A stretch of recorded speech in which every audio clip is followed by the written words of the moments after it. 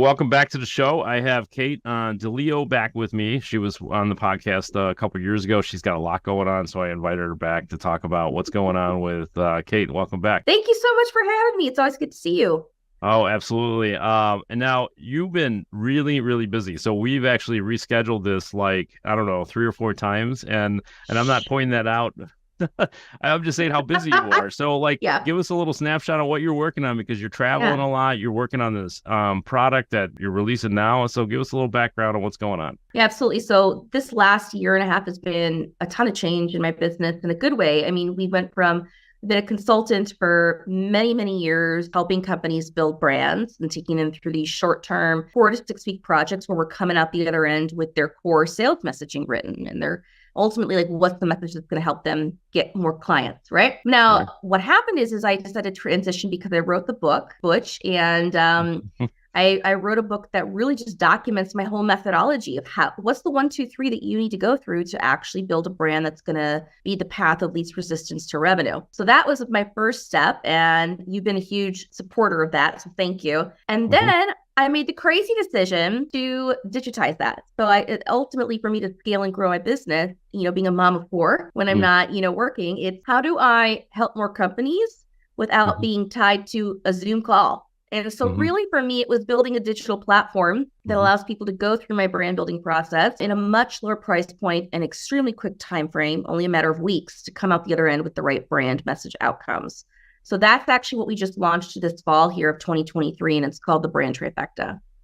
And that's, I'm excited. We're going to dive into that a little bit, but let's talk about how, again, just to so those who haven't listened to the previous podcast, how you came up with the Brand Trifecta, and where's it taking you over the last 5 years or so you've been working on it? Yeah. So really, the Brand Trifecta is a name I came up with for a very simple messaging model, which that I stumbled across by pure necessity through a cold call sales job that I took in my 20s. If you rewind, the market had crashed and I took the sales job, and I was cold calling IT professionals to sell them training classes. And, they give you all the scripts and they give you this big database and they're saying, hey, smile and dial 40, 60 dials a day. Good luck. And nothing was working. And I had to sit back and think, well, if I were on the other end of this phone call, what would I actually want to know to remotely want to have a conversation here and talk about buying a $2,000 training class? And so, Butch, honestly, for me, it was just taking a step back and thinking logically about what would I want to tell them and what would I want to hear. And so I decided to call these folks up and just simply say, hey, my name's Kate. I'm with such and such company. This is what we do. This is how we solve your problem. This is how we're different. 1, 2, 3. It ended up working. And what I didn't know at the time is that was actually core brand pitch. What do you deliver in that first 30 seconds that compels that other person to want to opt in and go deeper in the conversation? So long story short, I got recruited out to go build brand, go build this for other companies, and then built my own consulting company after there was a demand there. And so I've spent now almost 10 years building brands and helping people go through this brand trifecta model, so that ultimately they're developing a message that sounds like them, it seems like them, but I think most importantly, it's deeply resonating at a heart level with their target audiences and ultimately compelling that other group to go, okay, I want to take the next step and buy here. So that's the Brand Trifecta. That's awesome. And I know last time we had talked that before you had published the book and then now the software, that you actually created an entire playbook for your clients. And it wasn't a small 2-3 page playbook. It was actually has a lot of substance that they could take it and go do it on their own. Does that still exist with all the new changes you made? Yeah, when I consult with clients, we start with a 40-page brand playbook. So if I thought about this logically, right, I always thought, okay, how do I not reinvent the wheel every single time I'm in the room with somebody? How do I also make sure that I'm getting the best possible outcomes for every client? So honestly, I just got a Microsoft Word document and I just started to write down the pattern of when I ask these questions and when I take them through these exercises, and when I do it in this order, I always seem to get the best brand outcomes for the client. And so I just started building that, and it expanded. It started as like a 10-page playbook many years ago to now it's over 40 pages. But what I love about having a playbook, no matter what we do for work, especially if we're in the services industry, is that I'll tell you what, there's something really powerful about having that fixed deliverable that I know I can deliver on as a consultant and that my clients feel like they're walking away with. That I didn't just talk at them, but that we have documented outcomes that they can keep going back to every single time.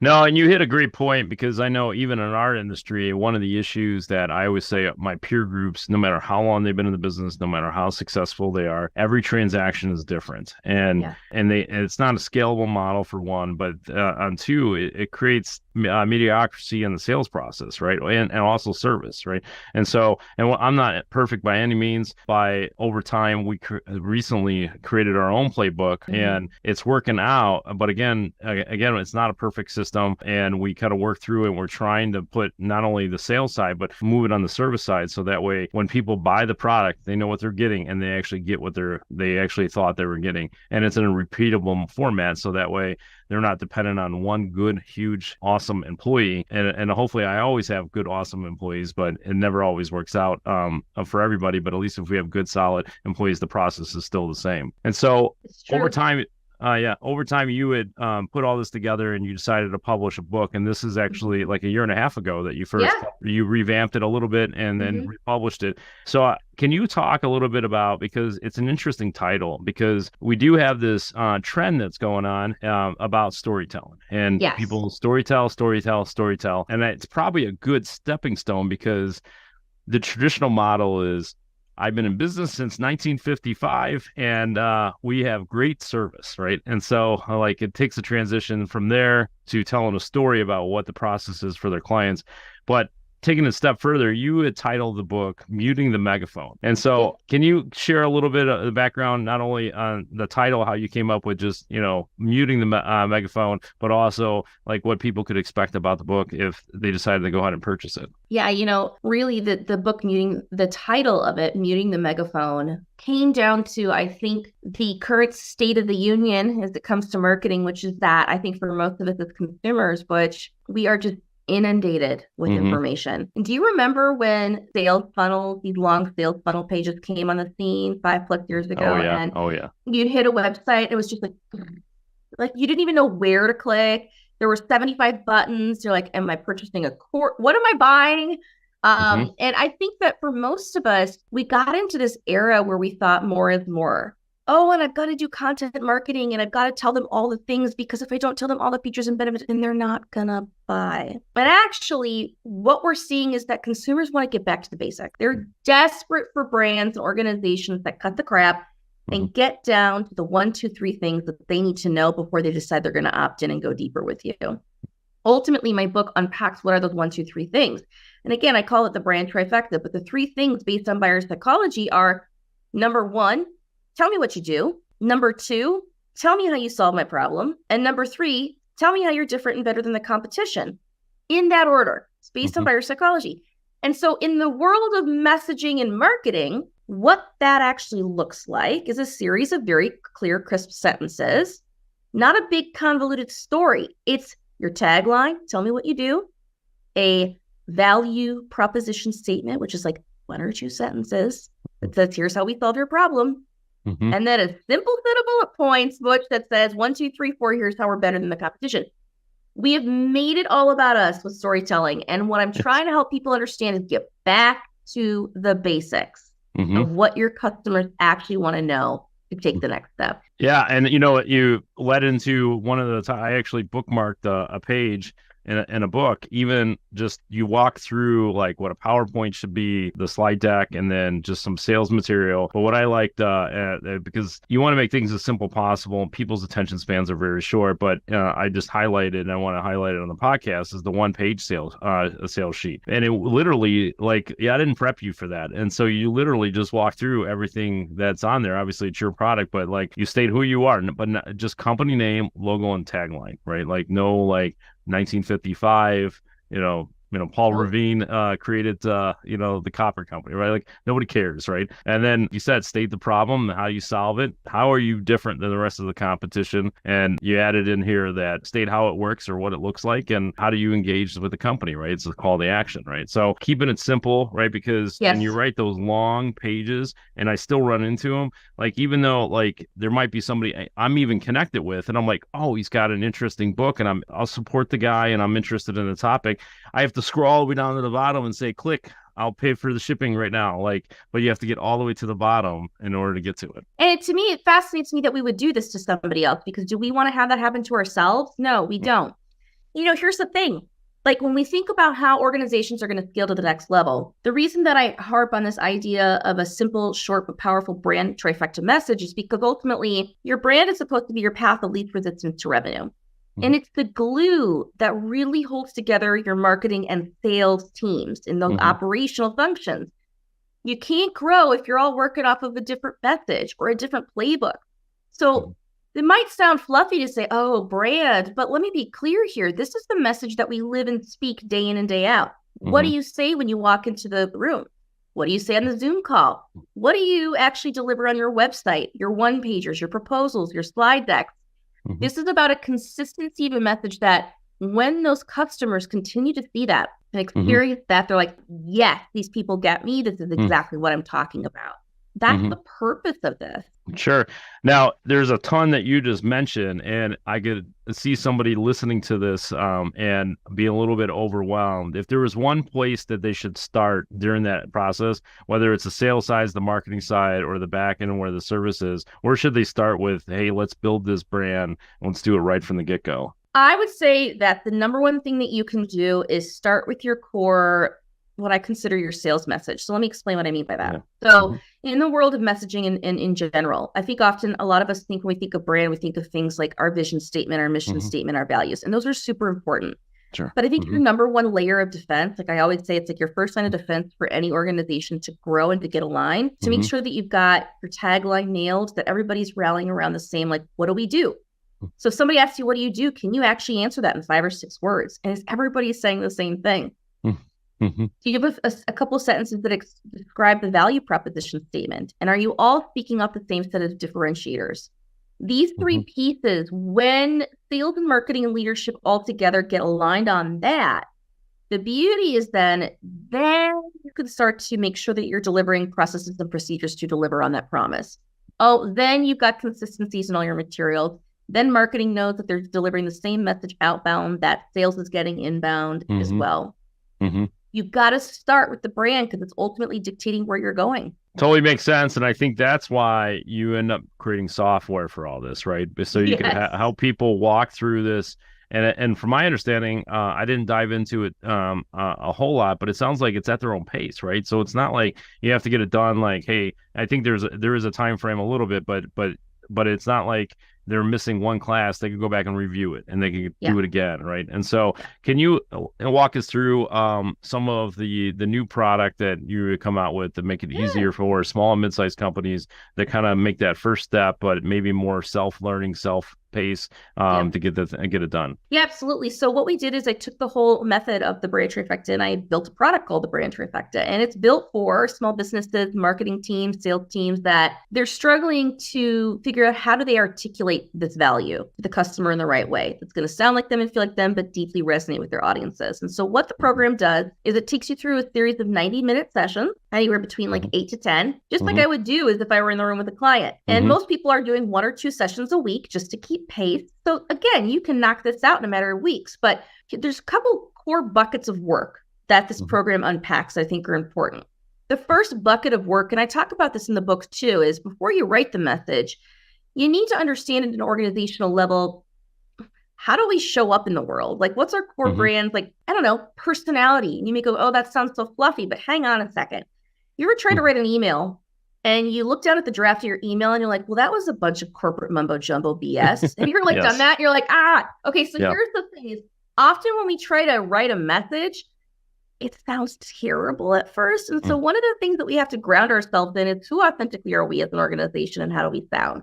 And just make sure that when you then write a cool brand, it sounds like you. The second thing is you got to know your target audiences. So the program does this really cool process of taking you through using all interactive content, by the way. It's all collaborative and interactive. But what you get to do is start to go deeper, Butch, on who am I actually going after and why? So who are my top target audiences? Like, I think I know at a high level, but do I actually understand the psychology of the humans behind that bucket? You can say you serve small to mid-sized manufacturers, and that's great. But if you walked into a room of 100 C-suite leaders of 100 mid-sized manufacturers, how do you know the 10 or 20 or 30 whose business cards you need to get? So this helps you understand that so that then you can move into the final piece of this program, which is actually putting pen to paper and writing the message. And this is really cool. This is where I, as a writer and brand strategist, what I help you do is learn how to actually write this thing. Meaning you don't have to be a writer to show up in this. You can have just the concepts and you're going to come out the other end with messaging that actually makes sense. So that's the program in a nutshell. It's built for small to mid-sized companies, really realistic price point, and it's a one-time fee, one-time project, meaning you're not paying some annual subscription. How often do they have access to it after they pay their fee? Years. Like years? 5 years. Got it. I mean, I don't even have a closed door on it at this That's point. fine. You want to come back in 10 years? Great. Yeah. Well, so the only reason I bring that up is it's a product that they could go in there and they could build their brand. Like you said, it's repetition, right? You might, the first time you write it, it's not going to be good. So maybe every year when you're doing your annual planning for the next year, you go through the program again, fine tune what you did the previous year, and just keep going, right? And obviously, they could still reach out to you and say, hey, we've done this. We think we need to go further. How do we do this, Kate? Right. And so, and that maybe that's the intent, right? You can, like you had said, mom of four, trying to manage business. You're traveling everywhere. And doing speaking gigs and helping businesses. How do you help out more people if you can't get on the Zoom calls because you're busy helping others? And so you made a product that will work. But I assume, like, what happens, like, what's your plan right now that people sign up for this program, they go through the process and they're like, okay, we need to take the next level. So then how do you, if you duplicated the process that you were doing initially, how do you take them to the next level after they go through this program? Well, really, ultimately, if they've gone through the program, they don't need me necessarily. Where they're going to get stuck is if they start to realize, like, we have such a complex set of messaging that we don't even know how to unpack this by ourselves. And this happens when you get mid-sized companies, larger companies that are like, we have 10 different target audiences, Kate, we've got to say totally different things to them, and they're all over the world, and it's this big convoluted thing. When you go through the program, your next steps actually, and we have an entire implementation session that talks about, well, what are your next steps? What do you do with this message? Well, the most common things, Butch, that they're going to need to take care of are update your website with your copy. Update your one-pagers, your proposals, your decks, your all the things.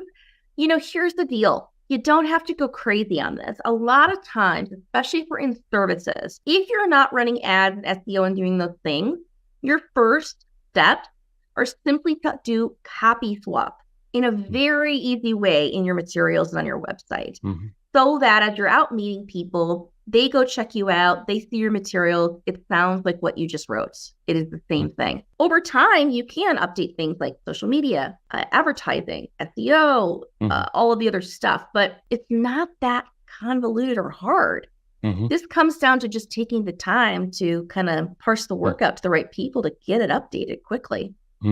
For sure. And I think that's a lot of things that we do is once we start seeing the big picture and making the path easier for our customers, sometimes we look back and say, how in the world did we do that and still had success, right? And so, and then if anything, it makes the process easier, right? And then sales will move, right? And so the needle will move, maybe more growth, manufacturing, whatever it might be. And speaking of that, so like one quick, I don't know if you could touch base on this, but like, how does the product differ for, and this is a random question too, but for like from sales reps perspective and company branding perspective, and does it change for, let's say you where this audience that's listening to this podcast comes back and says, hey, I'm a sales rep, but my company's not willing to invest in it, but I make enough money I could ante up for this. But then you have a company side. Is there a difference between the product and what the message is between the two? At this time, no, we didn't decide for like separate messaging. Interestingly enough, I've had a number of sales teams actually decide that they're going to go through it. They said, this is not in marketing budget right now. The company's not going to do it, but we need this or we can't close. Because what was happening is, and you know this, right? As a sales, and I come from a sales background, like you're out there and you're starting to see these symptoms of we're getting the wrong type of prospect to the table, or dang it, our sales cycles are atrociously long, or how come our close rate is shifting right now?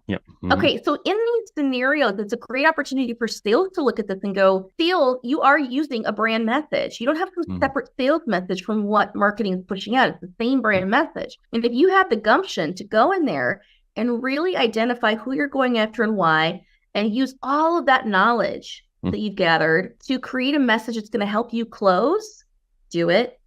Go do it. Because at the end of the day, that's the message you can take back to marketing and senior leadership. And all of a sudden they start to go, well, if it's working, we're going to do this across the board. we're gonna make that happen. Yeah. I've seen sales teams do that. Yeah. And I think that's great because sometimes corporate's not on board, right? Or they're going to do their own thing, right? But obviously things are changing. And speaking of things of changing, right? You're moving down a path. We talked about how storytelling is trend right now, right? Yeah. But you're taking it one step further and you're like, just mute the megaphone. But where do you think going forward, where's this marketing and branding going to take? Like, because our attention spans are getting smaller.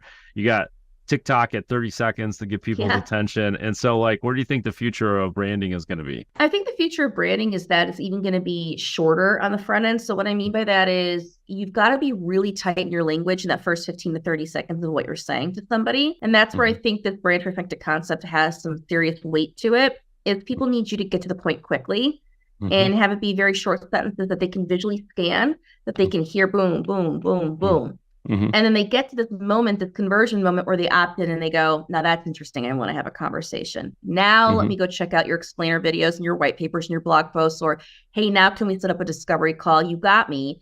When can we connect? Here's my card. Yeah. You know, the idea here is that consumers need to know quickly if they want to take a next step, whether you're a business or an end consumer. Businesses are the same. Do not waste my time getting on 75-minute discovery calls. Not going to happen. So I need to know, if I meet you, Bob, at an event, that if this is worth my time to spend 30 minutes out of my day to get on a call. And if I feel like this is not going to be something that I actually need and this is just a pitch, not going to happen. Yeah. So those salespeople listening to this that keep sending at least me all those messages of trying to explain why I'm not getting back to them on their wonderful product, listen in on this, right? And so, hey, but before we wrap up, we've connected through a mutual friend. I don't know how long it's been now. It's got to be at least 3, 4, or 5 years, right? Yeah. And so and there's one thing I want to point out about Kate during this whole time. I swear there's not one conversation we've ever had, either recorded or not recorded, that about your support team, right? And so you're traveling all over the country, and I tell you, your 4 kids are probably your biggest fans, and then on top of it, you go to LinkedIn and look at Kate's wall, if you want to call it that, all her posts, and in between you'll see screenshots of FaceTime with your daughters, and I tell you, I just wanted to point that out because for those who are definitely family orientated, that's in business or in marketing and sales, that obviously you're very family orientated. You call your girls all the time. You're traveling a lot, but you make sure that they're involved every step of the way. But it couldn't have been. You can't do any of that without your fan base. You can't, and I'm so lucky to be in a second marriage with a big blended family and have an amazing spouse that supports me. He is amazing, and he lets me run my race, but also not to the detriment of our kids, balancing this all and recognizing as entrepreneurs and as leaders, we always have choice of what we consider to be the most value-adding things in our lives. And at the end of the day, I almost had a heart attack 2 years ago. I share that in my book. I've gone through serious health journeys in the last 2 years, and we all have experienced things. And what are we prioritizing? Well, our goal is to have successful jobs and careers and businesses that create a means to an end of what we ultimately care about, so that we can continue to build a lifestyle where we have freedom. Ultimately, that's the goal.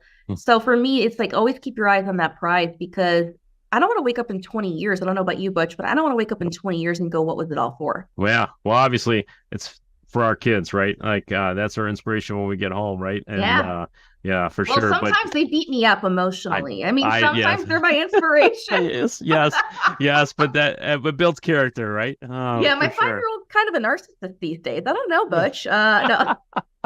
Yes, well, definitely on that note, but you're having great success. Those who are listening to this, follow Kate. I'll have in the show notes how to get in touch with her on LinkedIn. She's rolling out the software right now. She's running a Black Friday sale, and there's a 30% off code. That's Kate30. If the code doesn't work when you listen to this, send me an email. I'll work with Kate. We'll see what kind of discounts involved just for listening to the podcast. And then I'll also have means of reaching out if anybody need to reach out to Kate. They could go ahead and do so, either to give them a high five or give her a 5-5, or just say, hey, I need a little more help on this. Can you point me in the right direction? So Kate, as always, I appreciate the friendship and relationship with business and our mutual connections, as well as collaborating with me on the podcast.